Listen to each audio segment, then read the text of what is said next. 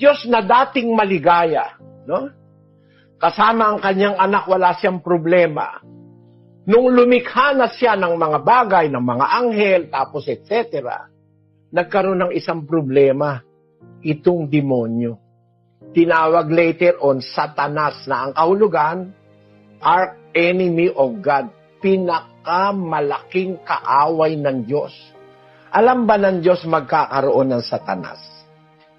Alam ba ng Diyos na si Satanas ay magiging Satanas? Lahat ng bagay ginawa niya sa pag-ibig, for His pleasure.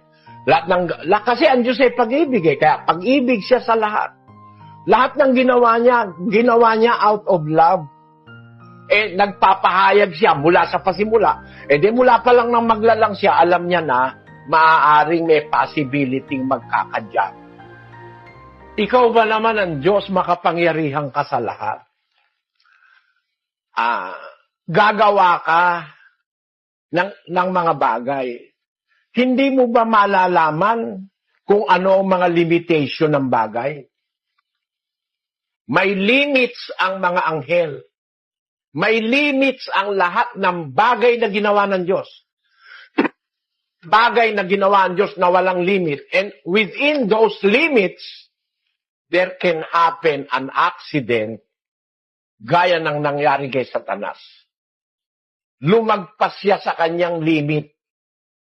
Ngayon, nagkaproblema ang isa, lumagpas sa limit. Ang gusto ng Diyos, maghari sa mga anghel, ay ang kanyang anak, nagkaroon ng ambisyon tong isa. Gusto niya siya ang malagay sa ibabaw ng mga bundok ng kapisanan ng mga anghel. Ilalagay ko ang aking luklukan doon sa ibabaw, sa itaas ng mga bituin ng Diyos. Ako'y uupo sa bundok ng kapisanan, sa mga kaduluduluhang bahagi ng hilagaan. Ako'y sasampa sa itaas ng mga kaitaasan ng mga alapak. Ako'y magiging gaya ng kataas-taasan. Biro mo, naging diwa niya. Gusto niya pantayan ng Diyos. Napakasama nun.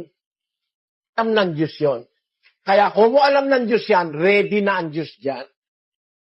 Naka-ready ang Diyos kung may mangyayaring ganyan. He will not be caught unaware. No?